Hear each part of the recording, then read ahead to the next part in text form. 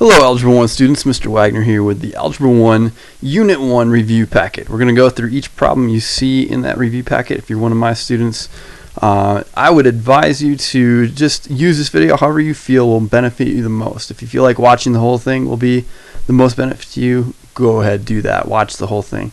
If you feel like you just need to watch one or two problems here and there and you got the rest down pretty well, go for that too. So just however you feel best, or however you feel will help you the most in preparation for your test. So let's get started. This is referring to this angle right here, x plus 10. The angle measures in a triangle, sum to 180. We're going to try to write an equation for the sum of degrees and then solve for the unknown. So here we just have a triangle. So we're going to have 50, one angle plus second angle x plus 20 plus the third angle x plus 10. Now you could do those in any order. But we just need to add those three angles together. We're going to get that, and then we combine like terms from here. So 2x plus 80, if you combine like terms on the left side, you'd have 180 on the right side. If I subtract 80 from both sides, and then finish up by dividing by 2, whoa,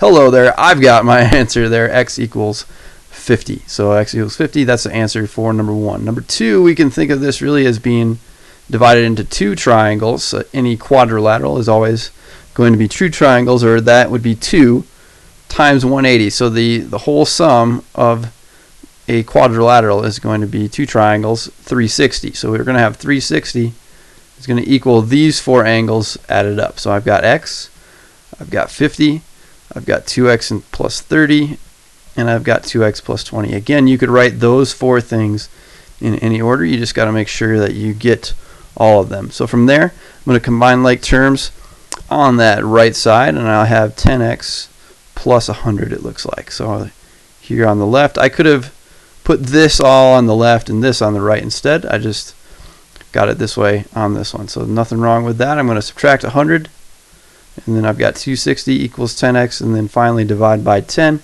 and I'll have what my unknown is. X is going to be 26 right there. And I think I just made a mistake here. Yes, 10x, that is not what I meant to say. So this is x, 2x, 2x. So this should have been 5x. I apologize for that. That's going to change all that here.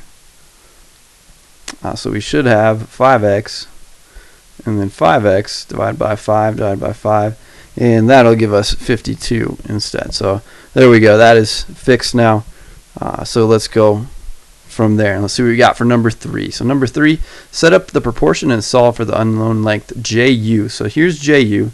I'll circle that in red here. So this is JU, and JU is represented by -4 plus 4x. So we're going to try to set up a proportion to help us solve for that.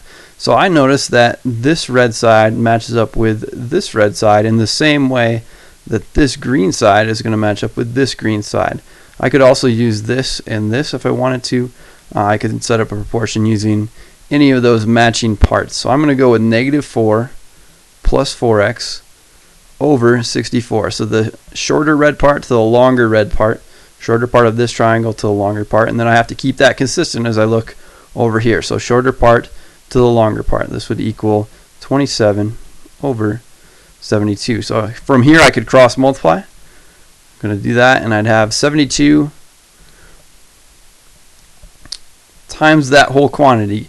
Always think of fractions, especially if there's multiple terms in the numerator or denominator of a fraction. Think of that as being an invisible parentheses. So we have this really here, and then 64 times 27 from there.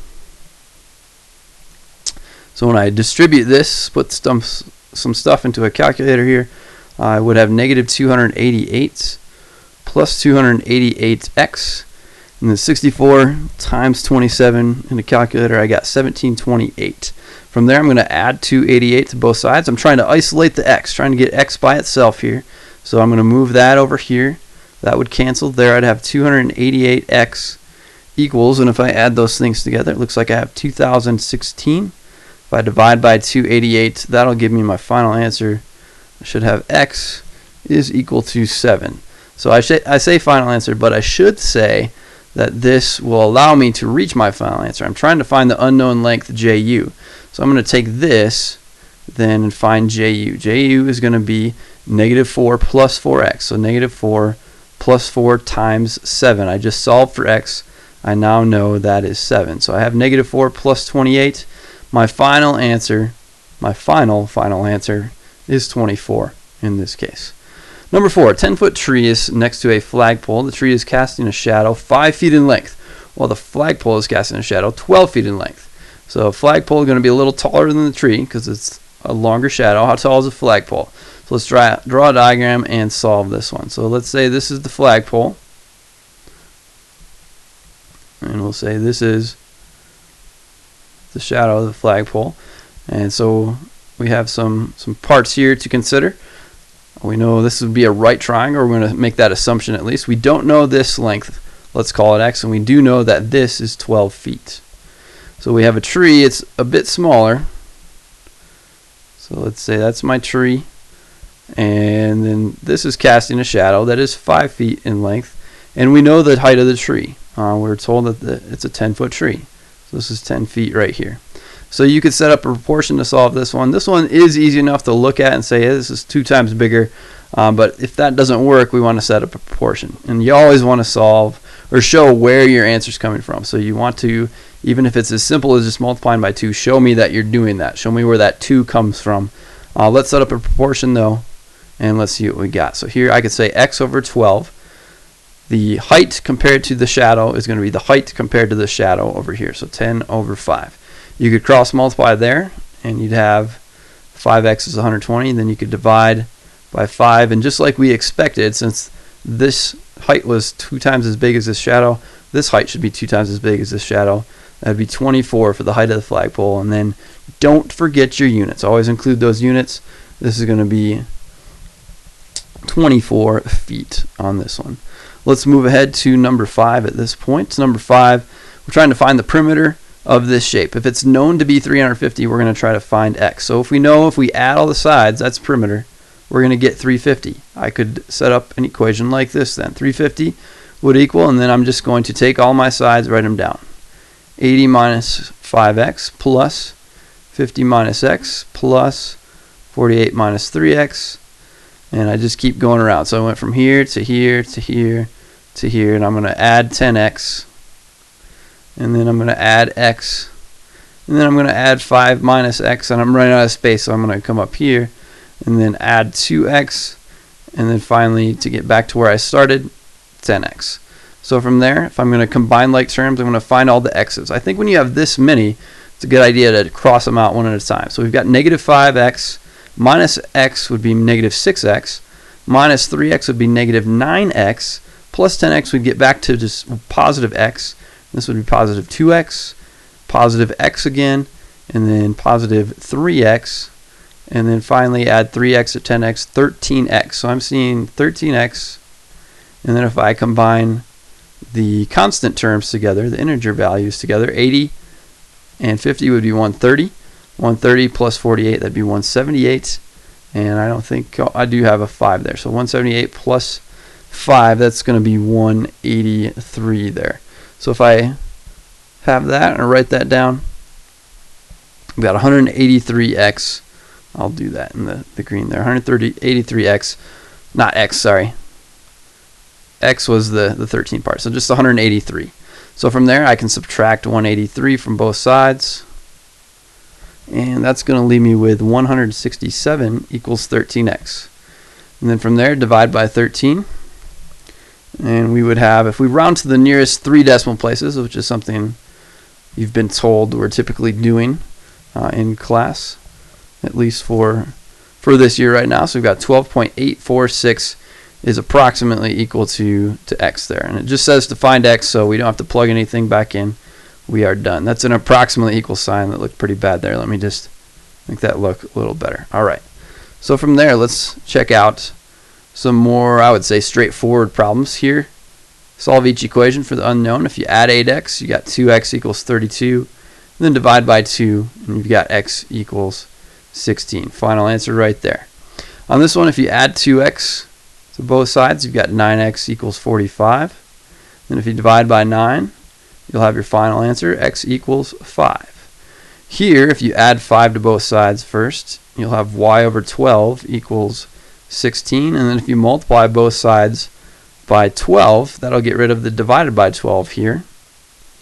So that would go away, and you have y equals, and that would be 192 if you put that into a calculator, or for you're sharp with your mental math there. Negative 5x, or subtract 5x from both sides here. That will get these x's to go away, and then we want to move the constant terms to the other side. So if I add 60 to both sides, that'll move the constant terms to the other side. Got 75 then would equal 15x, and if I divide by 15 on both sides, I've got 5 equals x. You could also write that as x equals 5. Here, if we distribute this negative 7, distribute the 4, I'm going to have positive 21 plus 7x. Negative times a negative is a positive here. This would equal 48 plus 4x. And again, we have to do something similar to what we did here. Want all the x terms on one side. So I'm going to move those to the left to keep them positive. I like to keep things positive when I can. And then I'm going to move the constant terms to the other side. So I'll subtract 21 there. I'm left with 3x equals, and that would be 27.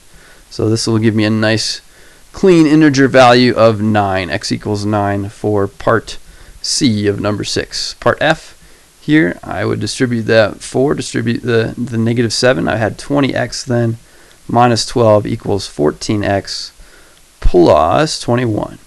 And then from there, get the x's on one side, and then get your constant terms on the other. This one I'm left with 6x equals 33. Doesn't look like I'll get that integer value here, but if I reduce that as a fraction, I could divide both of these by 3. I'd have 11 halves. You could also write 5.5 or 5.5. Depending on the directions, just make sure you follow whatever the directions say to do. If it says to leave it as a fraction, do that. Improper fraction would be like this, mixed number would be like this, decimal would be like that. Let's check out number 7 and 8 here.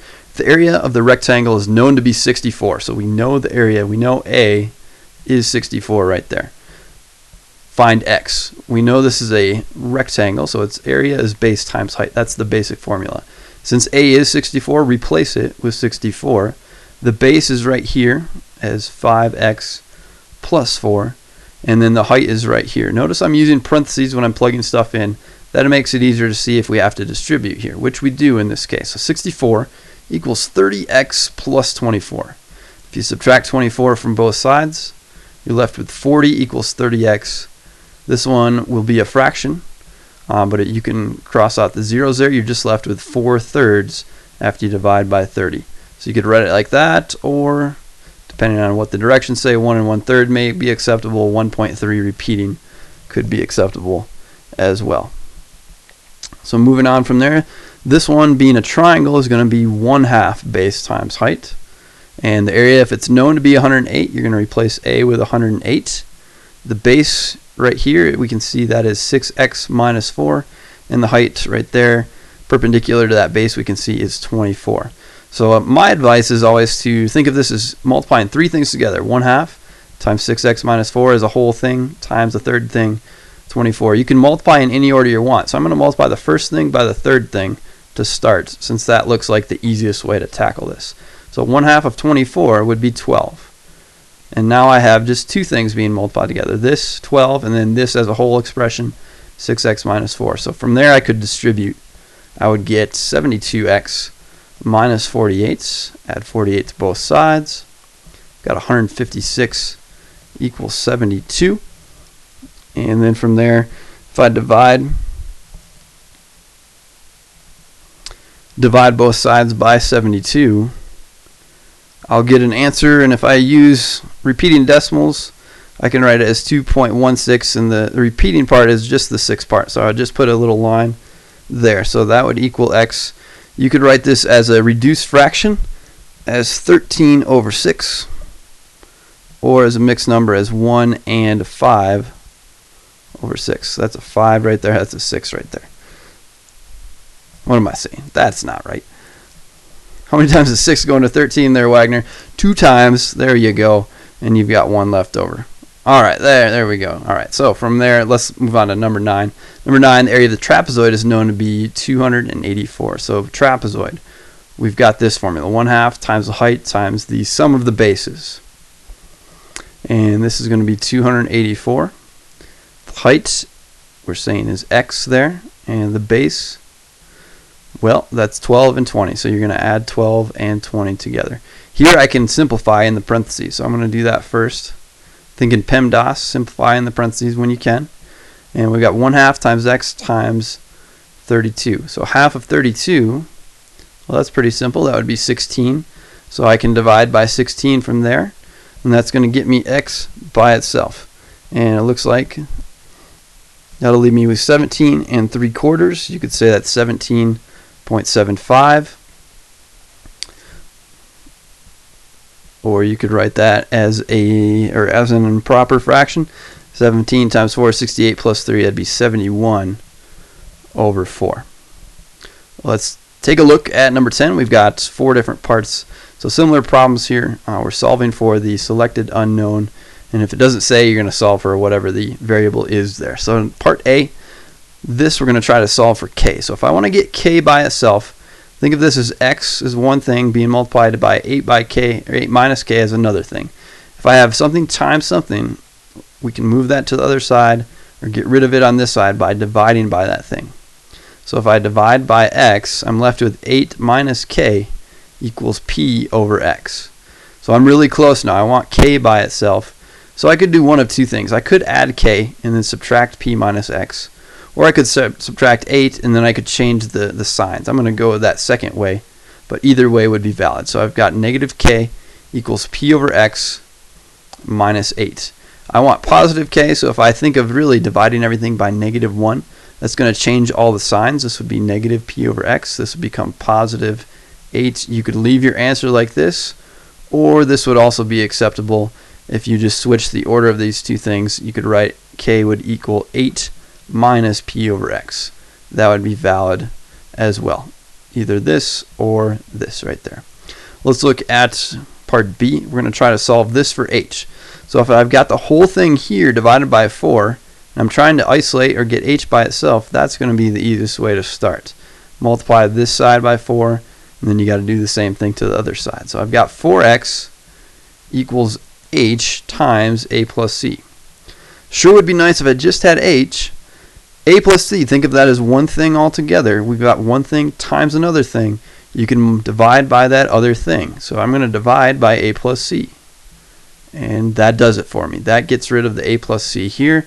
I'm left with 4x over a plus c equals h. And if you put a plus c in parentheses, that'd be fine. I tried to emphasize that here to show you that that's getting reduced, but you could leave it off. It's like there's invisible parentheses right there if you have a fraction. Looking at choice or part C here, if I multiply both sides by 5, that'll be the quickest way to try to isolate the k there. So that would leave me with, these would cancel, 3k minus 7. 16 times 5 would be 80. If I add 7 to both sides and then divide by 3, I've got k. Final answer is 29. And then this last one, if we're trying to get x by itself, I like to get rid of fractions first. I don't know about you. So if I can get rid of a fraction, I'm going to do that. And so it looks like I could multiply both sides by 2 to start to get rid of this divided by 2 here. So I'm going to multiply this side by 2 as well. And 2 here will cancel with the 2 here. I've got 3 times 8x minus 4. And then since I'm multiplying negative 8 times 3x minus 2 times 2, again, you can multiply in any order. I'm going to do negative 8 times 2 first. So I'm going to have negative 16, and then that is going to be multiplied by 3x minus 2. So from there, I can distribute the 3. I have 24x minus 12. I can distribute the negative 16. I've had negative 48x plus 32. And so from there, I'm going to try to isolate the x, get the x's on one side. I like to keep things positive, so I'm going to add 48x to both sides. That's 72x. And here I'm going to add 12 to both sides. That's going to be 44. Then you can divide by 72. And you've got x equals, and you could write this either as a decimal like this. It's just 0.61. The 1 is repeating. Or you could write that as a reduced fraction. It would look like you could divide both by 4. You'd have 11 over 18. Number 11. So what's the value of x that's going to make these two things equal? X plus 3 is this part right here. And so we've got a trapezoid equal to a triangle. When will that happen? What does x have to be? Let's find out. So we're going to say 1/2 height times the bases added together for a trapezoid is 1/2 base times height here for the triangle. The height of the trapezoid is x plus 5. The two bases are 4 and 10. So that's what the left side would look like. The base of the triangle over here is 2x plus 36. The height of that triangle is 4. So here I can multiply, or I can add the 4 plus 10 there first. I'd have 14 right there. And then here I would say let's do half of 4 first. That'll be easier than distributing 1/2 to both of those. So I'm going to have 2 times 2x plus 36. From here I can do half of 14 first. That looks easier to me. So I'd have that equals, and this one I'll just leave that way for now. Then I would distribute the 7, and I would distribute the 2 to both of those things. So 7x plus 35 is going to equal 4x plus 72. If you subtract 4x from both sides and subtract 35 from both sides, you'll isolate the x over here. You'll get 30x at least equals, and then if you subtract 35 from 72, it looks like we'll have 37 there. And then if I divide by 3, I'm going to have my final answer, and it looks like this one. And hold on there, I just noticed a mistake. The way I wrote that, I was thinking, I don't know why I was thinking that was a 5. That was going to change all this stuff here. So apologies for that. Hopefully you noticed that as I was going through and were yelling at me and saying, "What are you doing, Wagner? You're going to do the whole problem wrong." So good thing to check your work as you're going along here. This is going to be 21, subtract 21. There we go. That looks a little better. And we've got 51 from there. If you divide by 3, you've got x equals 17. And don't need to plug anything back in. It just says find the value of x that makes them equal. So if you did plug them back in, though, you would notice that this side would end up equaling this side, and that would be a valid, quick way to check your answer. For 12, if you distribute the -8 and distribute the -16, that's going to be how we want to tackle this one. So negative times a negative is positive. And you can do 8 times 3, that's going to be 24. And then you divide that by 4. That's really like 8 over 1. So you can multiply tops of fractions and bottoms of fractions together to get this. So I'm going to show you this intermediate step. This is not something that you have to do if you feel like you're comfortable skipping it. But if you don't feel like that, you'd have here positive would be a negative times a negative. So we're going to have plus, and then 8x on the top. 1 times 8 would be 8 on the bottom. Here, negative 16 times positive 3, you're going to have negative 48. And there is an x attached to that, so I'll put that x. That's like x over 1 right there. You could think of that like that. So I'm going to put that with the top. And then this is like 1 times 8 on the bottom, 8. And then negative times a negative is positive. This would be 48 on the top. 1 times 16 would be 16. So this is a step you could skip if you're able to do that 24 and then divide it by 4 in your head and just get 6.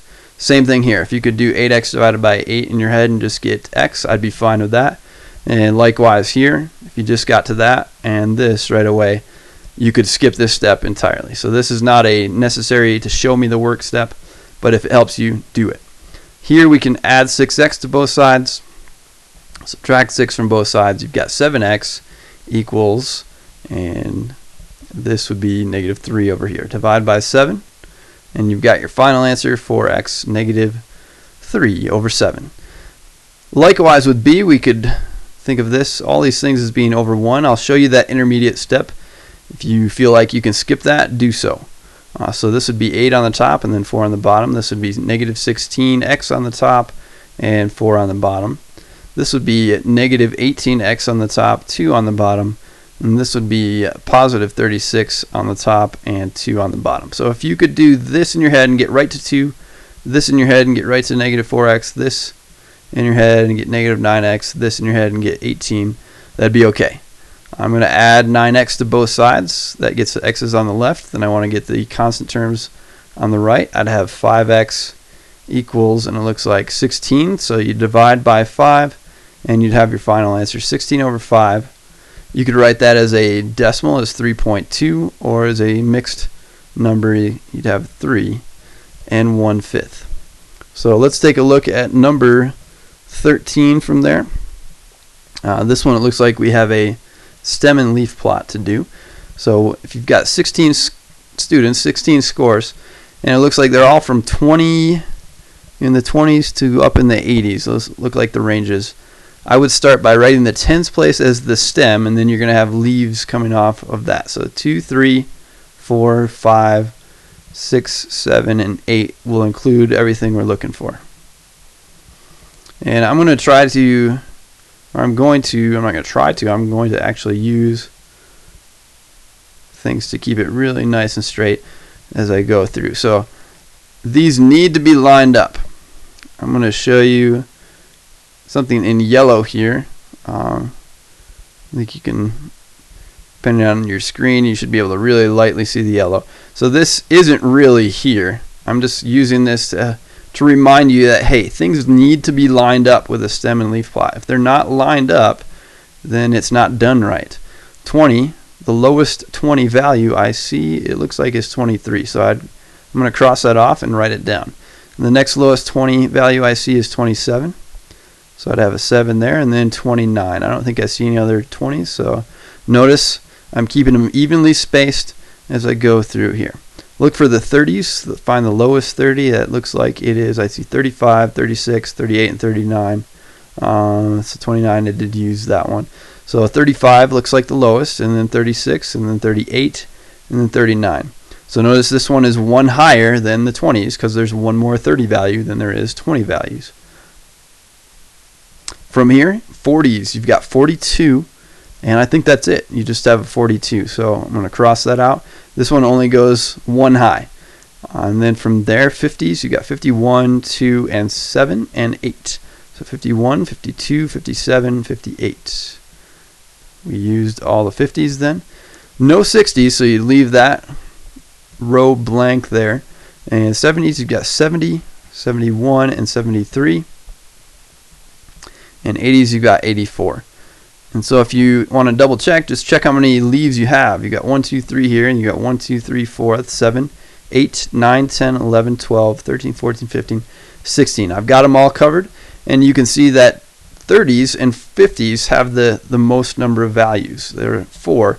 That's the design of a stem and leaf plot. So you can see which classes have the most number of values.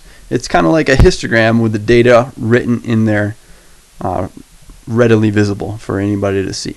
So let's look at number 14 from there. Fill in the blanks with the correct answers. Construct a box and whisker plot as well. So median, Q1, Q3, IQR. We've got 9 values. We have to first put them in order for medians, quartiles, and whatnot. So in order, these values, and it looks like 18 is the lowest. It looks like 21 is the next highest. And I don't see any 30s. 41 is next. What else? We got 45. We've got 72, but 68 comes before that. So 68, and then 72, and then 75, and then 89. That looks like it covers all of them. There's 72, 75, 89. So there's 8 values here. To find the median, you have to find halfway between those values. So if there's an even number of values like we see here, that is going to be halfway in between. If you divide 8 by 2, you get 4. So halfway in between 4 and then the next value up, between 4 and 5. If there was an odd number of values, it would be whatever number is cutting right through. And then to find the quartiles, if we had an odd number of numbers, you wouldn't count that odd number as part of the first half of the data. But here, since it's not cutting right through a number, we will count 45 as part of the first half. We will count 68 as part of the second half of the data. So the median is going to be the value in between those, halfway in between those two values. So 45 plus 68, and you divide that by 2. 45 plus 68, that is 113, and then 113 divided by 2, that's 56.5 for the median. 56.5 right there. Quartile 1, I'll do that in green. Take a look at the first half of the data, and we're thinking of the first quarter, quartile representing quarter.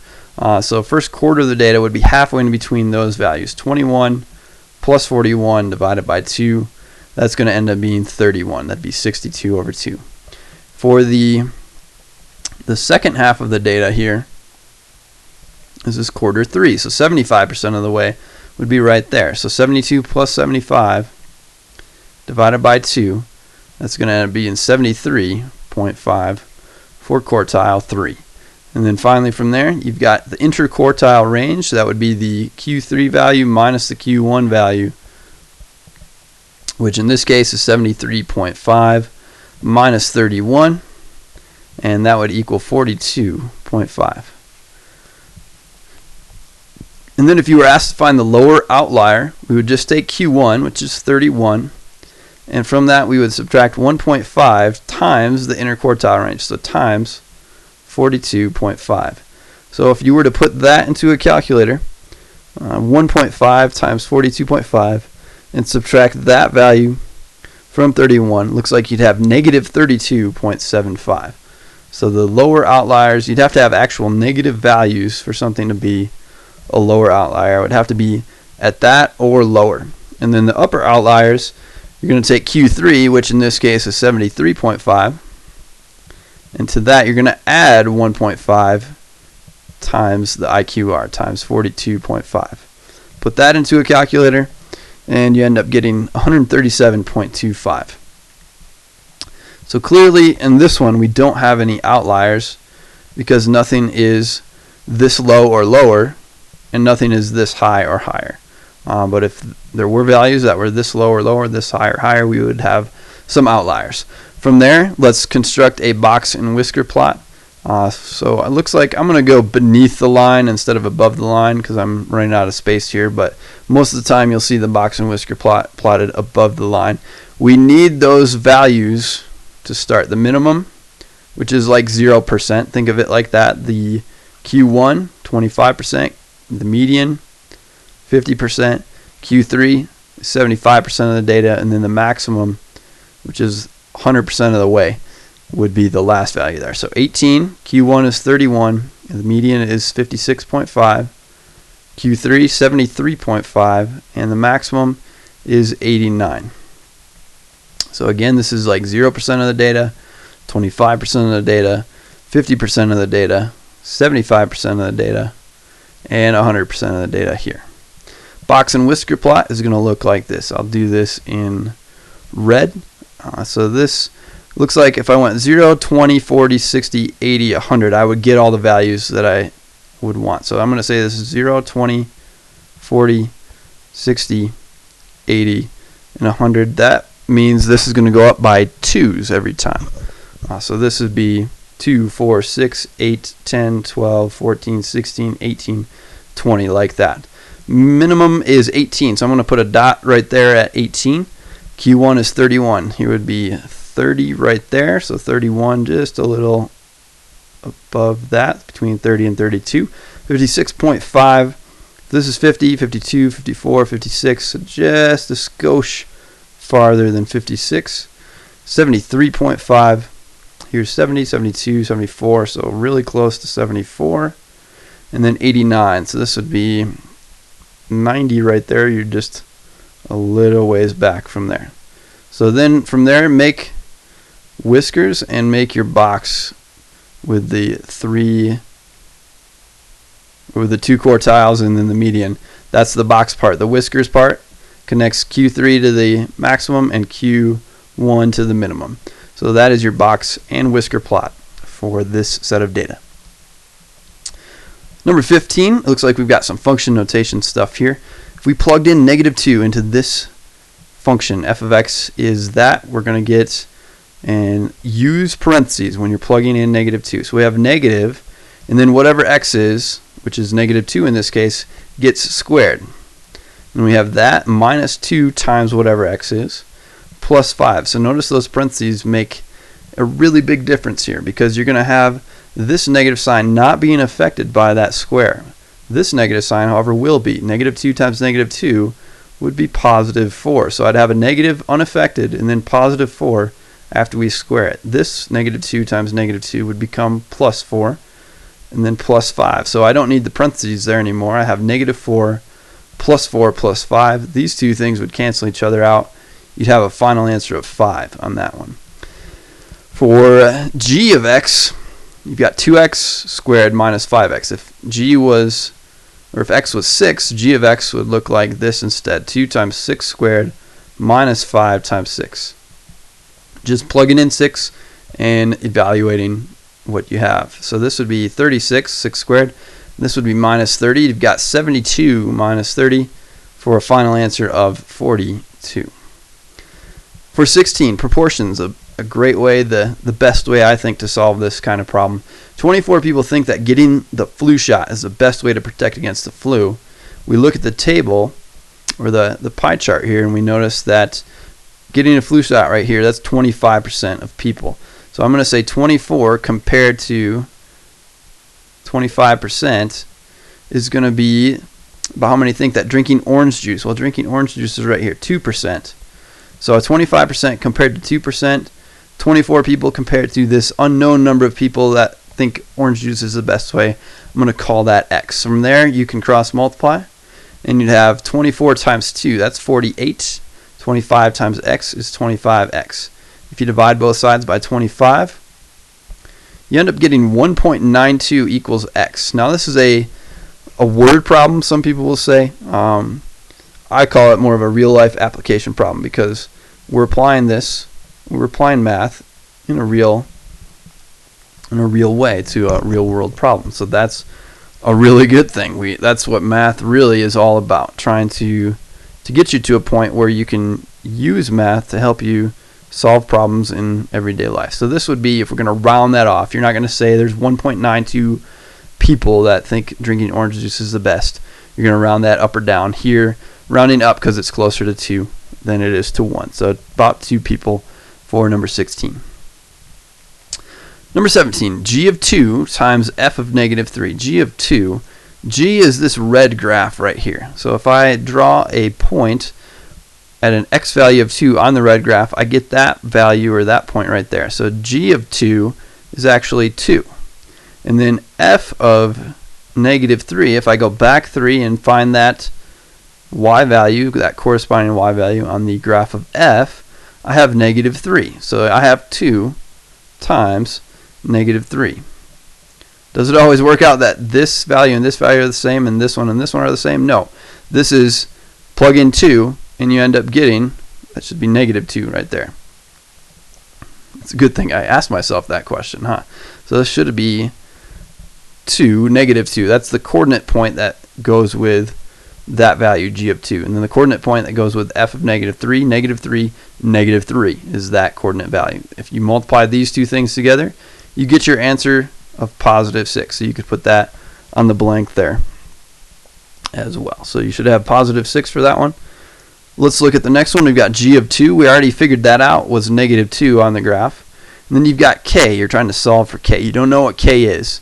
So I'm going to say this equals, and then I'm going to stick with my color coding here. I'm going to look at f of 2. So if I go to the right, positive 2, the value of the f function at positive 2 is positive 2. So I'd have times 2 there.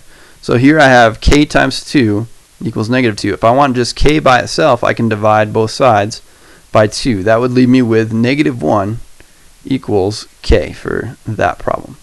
Number 19, where is g of x less than or equal to f of x? So for what x values can you plug in where that happens?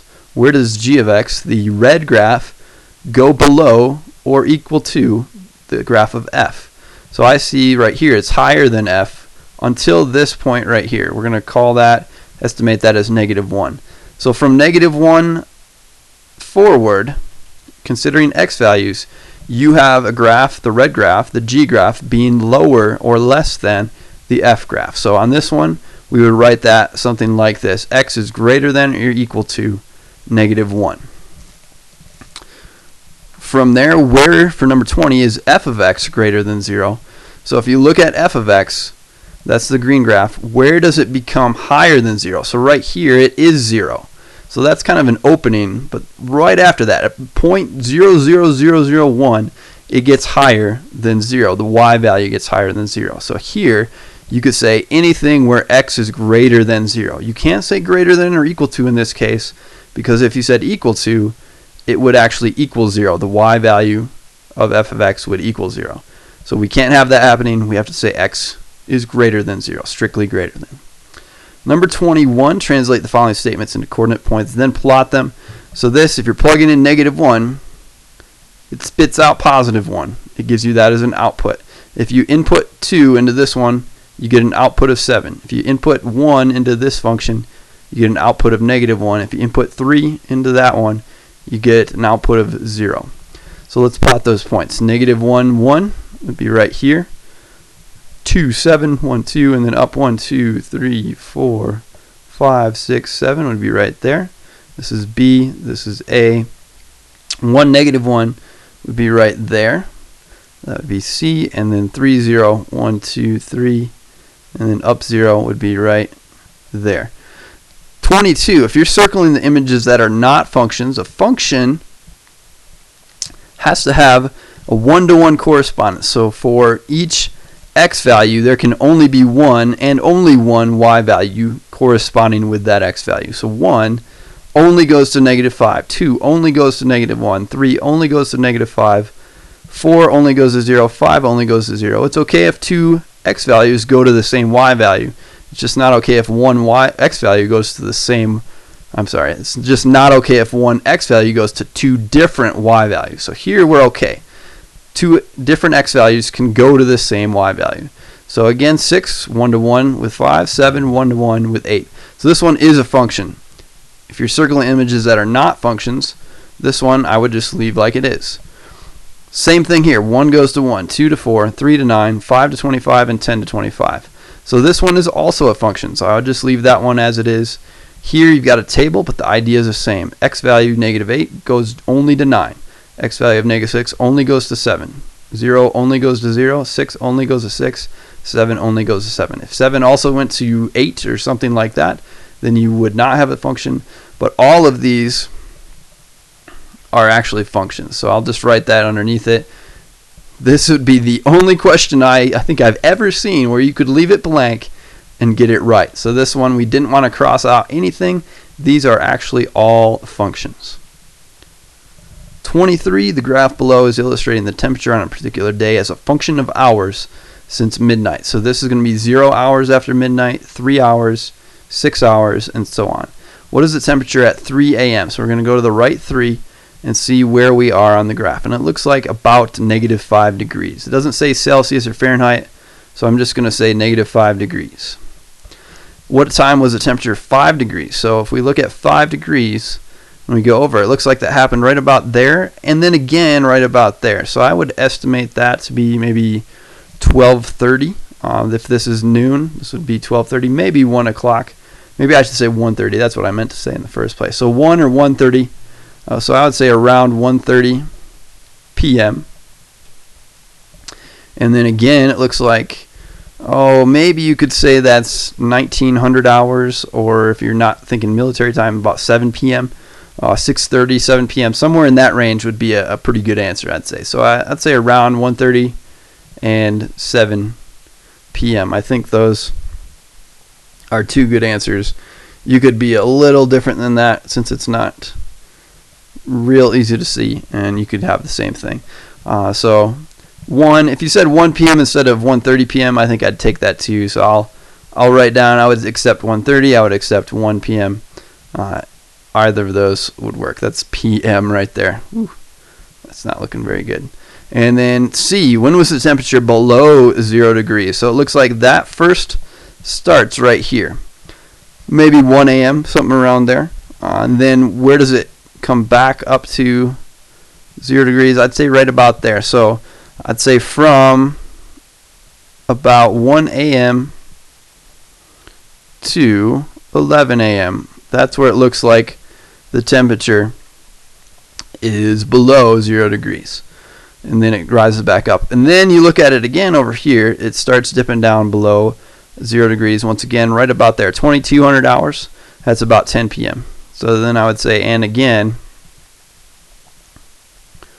and if we're just talking this single day here, which looks like we are, again from 10 p.m. to midnight. Going into the next day, probably going to be the case that from midnight to sometime later in the evening, it's going to be below zero. But we're just talking about this day that we can see. And then when was the temperature increasing? I'll do this one in green. Looks like it's going down, down, down, down, down until it gets to about here. And then it starts going up, up, up, up, up, up, up until it gets to about here. And then starts coming back down again. So I'd say that's about 6 a.m. to 1600 hours. That's about 4 p.m. So from about 6 a.m. to 4 p.m. is what we'll be looking for there. Let's check out number 24. And it looks like this one brings us to the last page. We're going to be doing some percentage problems here. So in an apartment store, $40 dresses marked save 25%. Nice.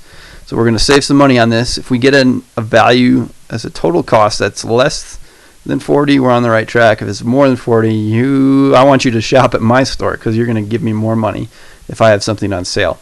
So what is the discount and what is the sale price of the dress? So the discount, first of all, is going to be that starting value times whatever percent off it is. So this ends up being $10. Don't forget your units. When we're talking about money, we're going to put a dollar sign in the front, and then the sale price is going to end up being 40, what we started with, minus the discount. So 40 minus 10, that is $30. Number 25, it looks like a similar problem here. Grocery store, $12 case of soda, 20% discount. What is the discount? So discount is going to be whatever 20% is of $12. If we multiply that out, we end up getting $2.40. And then the sale price, you take the original amount, subtract the discount, and you're left with $9.60. 26, if you're going out to eat with 3 of your friends. Critical point to think of here then. You are going out to eat with 3 friends. How many people are going out to eat total? There are 4 people in your group, so there's 4 people total here to think about. Your meal was $72.50, but there's 6.75% sales tax. You should tip 15%. So how much should each person pay here? So we're going to say, first of all, that anywhere you go, anywhere you shop, you're going to take the sales tax, and then you should be at least tipping on top of that with the tax included. That's what is the expectation. If you go out to eat somewhere, that's, unless the waiter or waitress is just doing a horrible job, maybe then you don't tip on the sales tax. But we're going to tip on the sales tax. So we're going to say that this is going to be with tax. So we're going to find the price, the cost of the meal with tax first. So you could say 0.0675. Got to move that decimal 2 spots. So take that times that and then add that value to 72.50. If you want to do it all at once, you can add a 1 to the front of whatever decimal you have there. That will take 72.50 times 100%. That'll keep the value of the meal itself within the expression, and then it will add the tax right on top of that all at once. So this is my preferred way to do something like that. I'm going to multiply, instead of times 0.0675, I'm going to do 1.0675. That way I can reduce the amount of work really that I have to do. So this is $77.39. I get that when I put it into a calculator. Now with the tip, I'm going to take that new amount, $77.39, multiply that by 1 to make sure I've got the whole amount, and then add 15% to that, so 1.15. This is going to be the cost of the meal with the tip. If I multiply that together, round that to the nearest cent, I've got $89. So these aren't final answers yet, but they're valuable information that will help lead me to my final answer. Per person here now, I am going to have 89 divided by the total number of people in my group, 4, and that gives me $22.25. And if you're looking at an early version of the review on the class website, you might notice a discrepancy here.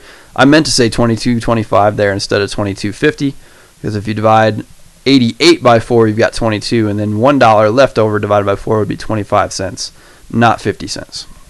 So number 27, in a bicycle store, $500 bicycle is marked, get a 30% discount. What's the sale price of the bicycle? So you could find the discount first. You could do 500 times 0.3 or 0.30. That would be a $150 discount. This just asks for the sale price though. So the sale price from there, I'm not going to box this in this case. I could circle that. That's just how I do things, at least. I box in my final answers. I circle important things along the way. Sale price is going to equal 500 minus 150, which would be $350. You could do all this at once if you wanted to by saying, okay, 500 times, and then what the remaining portion is that you have to pay. If there's a 30% discount, you have to pay 70%. So if you did that, you could save yourself this step here. That's 0.70, and you would get right to the final answer of 350. So either way would be acceptable on this one, since you didn't actually have to calculate what that discounted amount was. 28, if the sales tax rate is this in California, how much should you pay for a pair of shoes that cost $39? So this is just saying really total cost. What's the total price of this? It doesn't say you have to find what the sales tax portion is separately. So here I would go with 39 times, and then do that 1 plus idea. So 1 plus the sales tax, 0.725. Don't forget to move it 2 spots. Otherwise, you're going to pay 72.5% sales tax instead of 7.25. So move that decimal 2 spots. It gives you that. Include the 1 in there to keep the $39 that you need to pay without the tax, and just put that all together all at once. It looks like that's going to be $41.83. 29, the last one here at Best Buy. They have a 42-inch TV that sells for $12.50. That sounds important to me. $12.50. It's on sale for 15%, and the sales tax is 6.5%. What is the final cost? So here, 42%, doesn't really matter what size the TV is in terms of the price, or in terms of figuring out the price. We know the price is this to start, but it's on sale for that. You're going to pay the sales tax after the discount is taken off. You're not going to pay tax on a portion that you don't owe. So find the sale price first. So the sale price is going to be, I'm going to use this red idea that I did up here. So $12.50, and I can think, okay, I'm 15% off. That means I have to pay 85% of what I did before. 100% minus 15% would be 85%. So if you wanted to figure out the sale portion separately, multiply by 0.15 and then subtract it from $12.50. But this gets you that, or does that for you all at once. This will leave you with $1,062.50. So then we're going to take that amount and then add the sales tax to that. So with tax, the final cost would be $1,062.50 times 1.065. Putting that into a calculator would leave you with $1,131.56. This is your final cost for that TV. And so that does it for us. If you noticed any mistakes, I would greatly appreciate it if you would just leave a comment. If you're one of my students, you can get Wagner bucks for those comments. If it is in fact a mistake I made, I'll go back and make a little note or put a little speech bubble there to let other people know that there was a mistake in the video. So appreciate your help on that. If you found the video helpful, appreciate it if you can like or share the video with others. It's always good to find math teachers that you connect well with. So if you find another video helpful, go ahead and link that. I don't mind if you put that in the comments at all. I just want you to get the help you need to be as successful as possible on this test if you're one of my students, or on another test if you're another student from another state, city, country, whatever, another planet. That'd be out there. Mars, we're sending people to Mars soon, so who knows, one of these days we might be sending emails to Martians. But until that day comes, Earthlings, this was good. Hope you found this helpful. If you have any questions, any comments, let me know. If you're one of my students, study hard. Be ready for that test coming up soon. Hope you do well in it. Hope you put in the effort forth that you need, though, to be successful. Have a great day, everybody.